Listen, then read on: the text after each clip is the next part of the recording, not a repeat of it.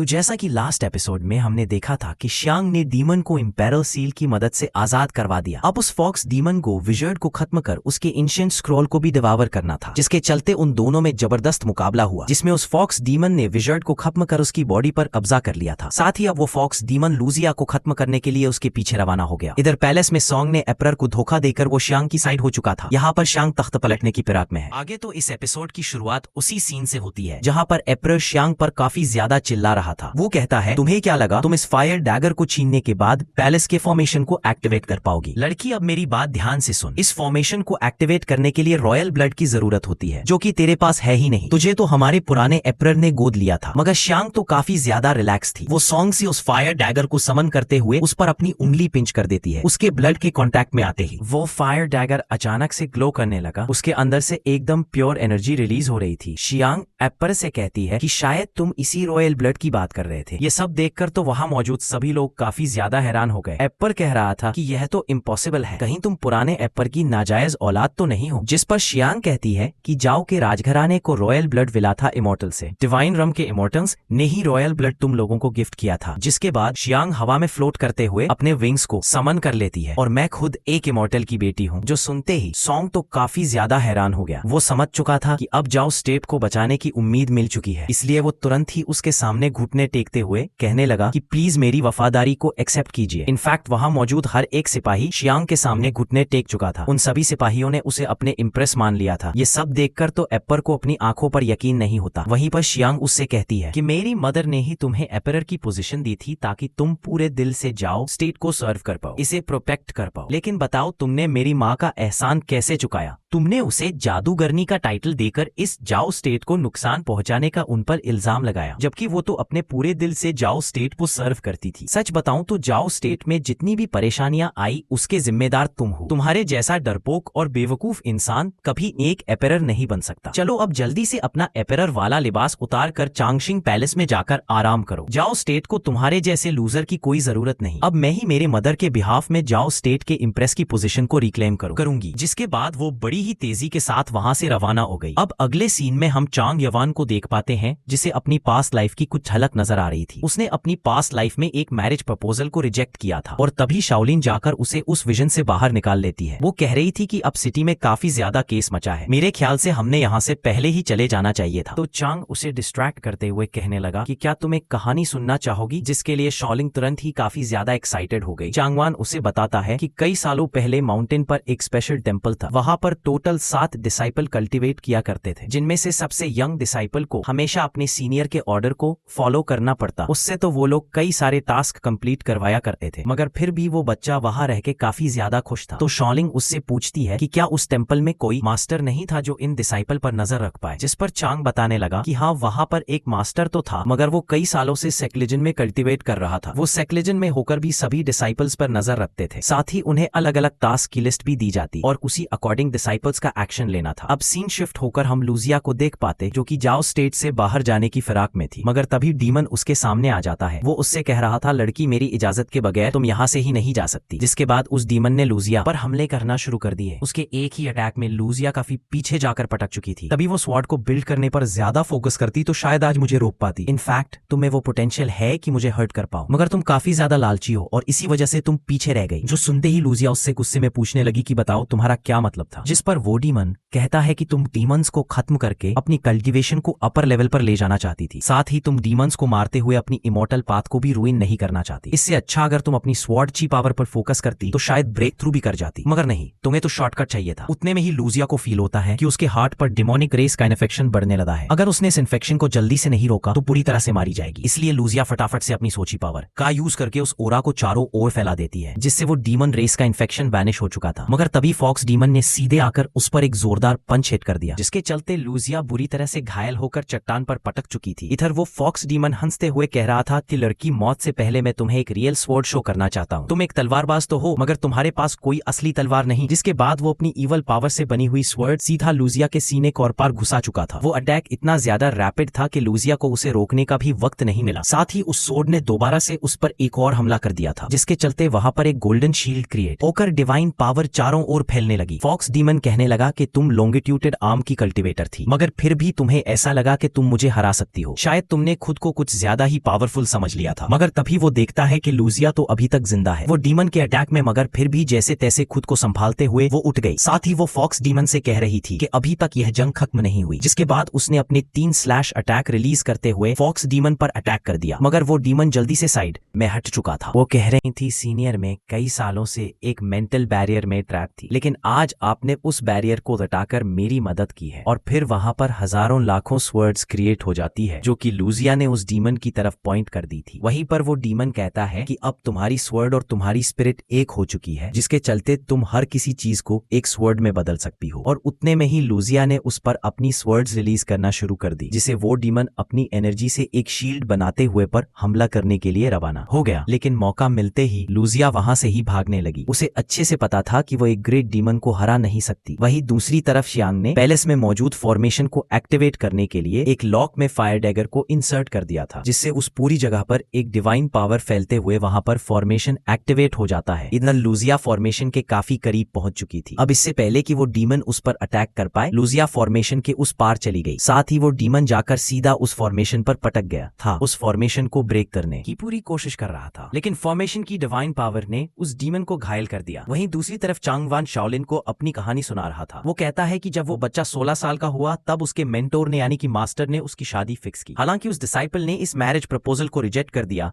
क्योंकि वो अपनी कल्टीवेशन पर फोकस करना चाहता था। उसने अपनी पूरी जिंदगी में पहली बार अपने मास्टर के ऑर्डर को डिसोबे किया था। उसी दिन से उसने अपनी कल्टीवेशन पर पूरा फोकस किया। 12 साल कड़ी मेहनत की और फिर वो अपने सीनियर्स के साथ इमोर्टिलिटी पर असेंड होने ही वाला था। उस दिन उसकी मास्टर बी टेम्पल से बाहर आ चुकी थी। उसने अपनी सेप्लूजन की कल्टीवेशन को पूरा कर लिया। उस डिसाइपल को उम्मीद थी कि उसके हार्डवर्क के लिए उसकी मास्टर उसे प्रेस करेगी, मगर उस मास्टर ने तो उसके डिसाइपल के सीने में अपनी तलवार उतार दी। इस पावरफुल अटैक में उस बंदे का इनेट स्पिरिट पूरी तरह से डिस्ट्रॉय हो गया था। ये सब सुनकर शाओलिन को काफी ज्यादा बुरा लग रहा था और तभी जोस्टेट की बेल रिंग होने लगी। शाओलिन समझ गई थी कि अब यहाँ पर जरूर से कोई गड़बड़ी होने वाली है। वहीं दूसरी तरफ डीमन काफी ज्यादा भड़का हुआ था। वो कहता है कि ये लोग बस एक मामूली से फॉर्मेशन का यूज करके मुझे रोकना चाहते हैं। अब उस फॉर्मेशन को ब्रेक करने ही वाला था कि तभी रेड परिंदा आकर उसे रोकने लगा। वो अपने साथ शांग के अम्ब्रेला भी लेकर आया था। वो डीमन को याद दिलाता है कि तुम्हारे अंदर इंपीरियल सील है, जो कि जाओ स्टेट के फेट को रिप्रेजेंट करता है। जिस वक्त तुमने उसे स्वेलो किया था, उसी वक्त तुम इस इंपीरियल सिटी से जुड़ गए। तो अब अगर तुम जाओ स्टेट को कोई भी नुकसान पहुंचाओगे, तो उसका सीधा काउंटर अटैक तुम्हें भी झेलना पड़ेगा, जो कि तुम्हारे अटैक से 1000 गुना ज्यादा पावरफुल हो सकता है। इससे अच्छा तो ये होगा कि तुम इस अम्ब्रेला को स्वेलो करो, इससे तुम्हारी पावर बढ़ जाएगी। जो सुनते उस फॉक्स डीमन ने शांग के अम्ब्रेला को अपनी तरफ खींच लिया। वो कहता है शायद उस लड़की ने ही अम्ब्रेला तुम्हें मुझ तक पहुंचाने का काम दिया होगा। तो अब उस फॉक्स डीमन ने जल्दी से इस अम्ब्रेला को भी स्वेलो कर दिया। उसके ऐसा करते ही उसकी एक और डिवाइन स्पिरिट आजाद हो गई थी, जिससे अब उसकी पावर और ज्यादा बढ़ गई थी। वहीं पर वो रेड परिंदा तो डर के मारे कांपने लगा। तभी वो डीमन उससे कहता है कि इंपीरियल सील और एंशिएंट स्क्रोल पर रेस्ट्रिक्शन लगाए गए थे, तो जरूर से इस अम्ब्रेला पर भी कोई रेस्ट्रिक्शन होगा। तो चलो फटाफट से मुझे उस रेस्ट्रिक्शन के बारे में इन्फॉर्मेशन दो, ताकि मैं कोई गलती ना कर बैठूं। जिस पर वो रेड परिंदा कहने लगा, सीनियर आप तो काफी ज्यादा चालाक हो। दरअसल ये रेड अम्ब्रेला जाओ स्टेट के लोगों को रिप्रेजेंट करती है। अगर आपने जाओ स्टेट के लोगों को मार दिया, तो आपको उसका बैक क्लैश झेलना पड़ेगा। जो सुनते ही डीमन काफी ज्यादा हंसने लगा। वो कह रहा था कि शांग ने काफी चालाकी से मुझे ट्रैप किया है। ना ही मैं इस जाओ स्टेट को बर्बाद कर सकता हूँ और ना ही यहाँ के लोगों को मार सकता हूँ। उसे ऐसा लग रहा होगा कि ये सब करके वो मुझे चौथी चाबी लेने से रोक लेगी, मगर उसे ये बात पता नहीं कि मैं एक ग्रेट डीमन हूँ, मुझे कोई कंट्रोल नहीं कर सकता। खैर मुझे ये बताओ, तुम हो कौन? मेरे ख्याल से तुम उस शांग के पालतू कुत्ते हो। जिस पर वो रेड परिंदा जवाब देते हुए बताने लगा कि मैं पालतू कुत्ता नहीं, बल्कि आप मुझे रेड परिंदा बोल सकते हो। मैं तो कई सालों से प्रिंसेस सियांग को फॉलो कर रहा हूँ। जिस पर वो फॉक्स डीमन कहता है कि अब तुम उस लड़की को नहीं बल्कि मुझे फॉलो करोगे। साथ ही साथ उसने रेड परिंदे पर लगाया हुआ करसील भी हटा दिया, जिसके चलते वो परिंदा तो खुशी के मारे झूम उठा। अब वो अपनी पावर को फ्रीली यूज कर सकता है। तब तक उस डीमन ने रेड अम्ब्रेला का यूज करते हुए सिटी पर लगे हुए फॉर्मेशन को इनएक्टिवेट कर दिया। वहीं दूसरी तरफ लूजिया बुरी तरह से घायल होकर सिटी में पटक चुकी थी। वो खुद को ही बता रही थी कि मैं यहाँ पर मर नहीं सकती, मुझे किसी भी कीमत पर अपने सेक्ट में वापस जाना होगा, ताकि मैं इस डीमन के बारे में उन्हें इन्फॉर्म कर सकूं। हालांकि अब वो अपनी सोर्ड को भी समन नहीं कर सकती, जिसके चलते वो समझ गई कि अब वो लॉन्गिटिविटी रम से सीधा मीडियम रेल पर पहुंच चुकी है, यानी कि उसकी कल्टीवेशन एक लेवल से ड्रॉप हो गई थी। इनफैक्ट वो ब्लू एंड व्हाइट चेयर को भी सेंस नहीं कर पा रही थी। दरअसल ये चेयर एक ऐसा वेपन है जिससे इस फॉक्स डीमन को मारा जा सकता। वहीं पर चांग्यान और शाओलिंग ने लूजिया को बेहोशी की हालत में देख लिया था। तो वो है जहां पर चांग्यान उसके पल्स चेक कर रहा। चांग्यान शाओलिंग को बता रहा था कि ये तो एक सूडी मॉडल है, जो कि ब्लू एंड व्हाइट चेयर का यूज करते हुए एक डीमन को मारना चाहती थी, जिस पर शाओलिन कहने लगी कि अगर ये बंदी इतनी पावरफुल होकर भी घायल हो गई तो जरा सोचो उसे घायल करने वाला बंदा कितना पावरफुल होगा। अगर हमने इसकी जान बचाई तो वो बंदा हमें भी मार सकता है। मगर चांगयान उसे कह रहा था कि जल्दी से इसके लिए मेडिसिन लेके आओ, हम इसे ऐसे ही मरने नहीं दे सकते। शाओलिन के वहां वापस आने तक चांग ने लूजिया के कपड़े चेंज कर दिए थे, साथ ही उसके घर पर मेडिसिन भी अप्लाई करने लगा। हालांकि ये सब शाओलिन को जरा भी कंफर्टेबल नहीं लग रहा था, इसीलिए वो चांग से कहने लगी कि प्लीज ये काम आप मुझे करने दीजिए। और अब उसका बैंडेज करने के बाद शाओलिन को बस उसके होश में आने का इंतजार था ताकि वो इस फेयर इसे गप्पे लड़ा पाए। अगले ही दिन लूजिया को होश आ गया था। वो चांगन को देखती अपनी स्वर्ड ढूंढने लगी। उसे लग रहा था कि चांगन ने उसके कपड़े चेंज हमारे पास नहीं हुआ किए। तभी चांगयान उसे बताता है कि हम दोनों ने मिलकर तुम्हारी मदद की है। तुम्हारे घाव पर मरहम लगाने का काम तो मेरी जूनियर शाओलिन ने किया था, इसलिए प्लीज बेवजह हम पर अटैक मत करना। जो सुनते ही लूजिया को समझ आ गया कि ये दोनों भी हार्मलेस है, ये उसे कोई नुकसान नहीं पहुंचाएंगे, इसलिए अब लूजिया भी उनकी हेल्प के लिए उनका शुक्रिया अदा करने लगी। साथ ही साथ वो शाओलिन से पूछ रही थी कि तुम लोगों के मास्टर कहाँ पर है, उन्होंने तो वाकई तुम्हें काफी अच्छी तालीम दी है। जिस पर शाओलिन जवाब देते हुए बताने लगी कि मैं तो बस 1 साल के लिए ही उनकी डिसाइपल थी और हाल ही में यहाँ आने के बाद हमारे मास्टर की मौत हो गई, इसीलिए मैं अपने मास्टर से ज्यादा कुछ सीख नहीं पाई। जो सुनते ही लूजिया शाओलिन को अपने पास बुला लेती है। वो उसकी कल्टीवेशन लेवल और उसकी स्पिरिचुअल रूट्स को चेक कर रही थी। लूजिया को पता चला कि शाओलिन के मागर वह फिलहाल काफी ज्यादा कमजोर था। जो सुनते ही शाओलिन चांगवान के भी स्पिरिचुअल रूट्स को चेक करे। हालांकि चांगवान ऐसा करने से कतरा रहा था, तो शाओलिन ने जबरदस्ती उसे लूजिया के एकदम करीब पुश कर दिया। अब उन दोनों के पास भी कोई ऑप्शन नहीं था सिवाय स्पिरिचुअल रूट्स को चेक करने के, इसलिए लूजिया ने अपनी फिंगर उसके माथे पे टच कर दी और उसे तुरंत ही समझ आ गया था कि चांगन के एक्यू पॉइंट्स ब्लॉक हैं। साथ ही उसका सी ऑफ कॉन्शियसनेस भी काफी ज्यादा नैरो था। लूजिया उससे कह रही थी कि तुम काफी ज्यादा लकी हो जो ऐसी सिचुएशन में भी प्रोफाउंडर तक पहुंच पाए। जिस पर चांगन कहने लगा कि कल्टीवेशन की जर्नी एक बहुत लंबा सफर होती है, मुझे उम्मीद है कि आगे पहुंचना चलकर मेरी ये सारी प्रॉब्लम सॉर्ट आउट हो जाएगी। उतने में ही लूजिया उसे कहती है कि तुम दोनों ने मेरी जान बचाई, तुम्हारा ये एहसान तुम्हें कभी भी उतार नहीं सकती, लेकिन मैं अपनी तरफ से तुम दोनों के लिए कुछ करना चाहती हूँ। क्या तुम दोनों मेरे साथ स्वर्ड हेवनली सेक चलोगे? मैं तुम दोनों को मेरा डिसाइपल बनाना चाहती हूँ। जो सुनते ही शाओलिन तो काफी ज्यादा एक्साइटेड हो गई। वो कह रही थी कि हेवनली सोर्ड सेक्ट तो नाजाओ रीजन का सबसे टॉप सेक्ट माना जाता है। वहीं पर चांगन उन दोनों के नाम लूजिया को बताने लगा। साथ ही वो लूजिया से भी उसका नाम पूछ रहा था, तो वो उसे बताने लगी कि मैं सोर्ड हेवनली सेक्ट के तियान को पिक की चीफ हूँ, मेरा नाम है लूजिया। वेल, इन दोनों को भी लूजिया का नेचर काफी ज्यादा पसंद आया था। मगर तभी चांग शाओलिन को याद दिलाता है कि फिलहाल जाओ स्टेट में तबाही मची है, जिसके चलते ये लोग वहाँ पर सर्वाइव कर पाएंगे या नहीं इसकी भी कोई गारंटी नहीं थी। साथ ही वो लूजिया से पूछता है कि बताओ आपको किसने हर्ट किया था, जरूर से वो काफी ज्यादा पावरफुल पर्सन होगा। जिस पर लूजिया बताने लगी कि मुझ पर किसी इंसान ने नहीं बल्कि डीमन ने हमला किया था। इनफैक्ट उसकी डिवाइन सोल अभी तक कंप्लीट नहीं हुई, फिर भी उसने मुझे काफी आसानी से सप्रेस कर दिया। दरअसल वो एक 5 वेज का ग्रेट डीमन था। जो सुनते ही चांदन काफी ज्यादा हैरान हो जाता है। साथ ही लूजिया यहाँ पर कल्टीवेशन लेवल्स के बारे में बताने लगी। वो कह रही थी कि कल्टीवेशन की पहली लेवल में टोटल 3 रेल्म इंक्लूड होती है, जिसमें आती है प्रोफाउंड सेलेस्टियल और लॉन्गेटिविटी रेल्म। इन तीनों रेल्म के बाद आती है पर्पल रेल्म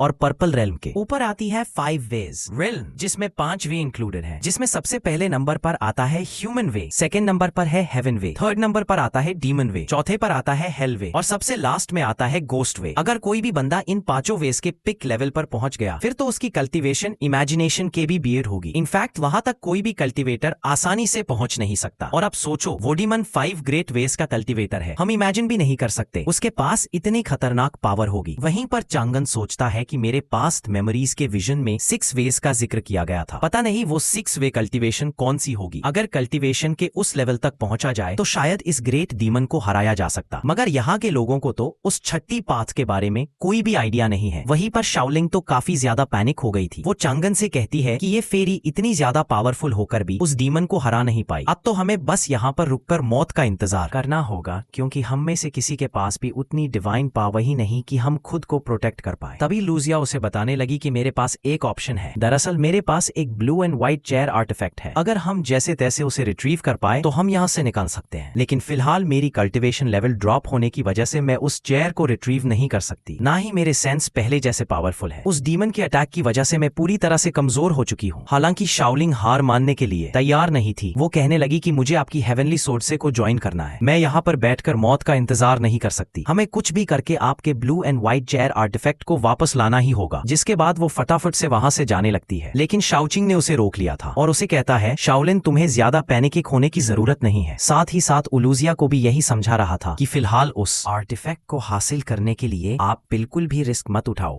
आपको लगता होगा कि वो डीमन आपको मारना चाहता है, लेकिन मेरा यकीन करो आप पूरी तरह से गलत हो। उस डीमन का टारगेट ना आप हो और ना हम दोनों हैं, बल्कि वो डीमन तो किसी और पर्सन को मारना चाहता है। हालांकि उस शख्स का नाम फिलहाल हमें बताया नहीं गया। और इसी के साथ ये एपिसोड यहीं पर एंड हो जाता है। Thank you so much for watching. Bye bye.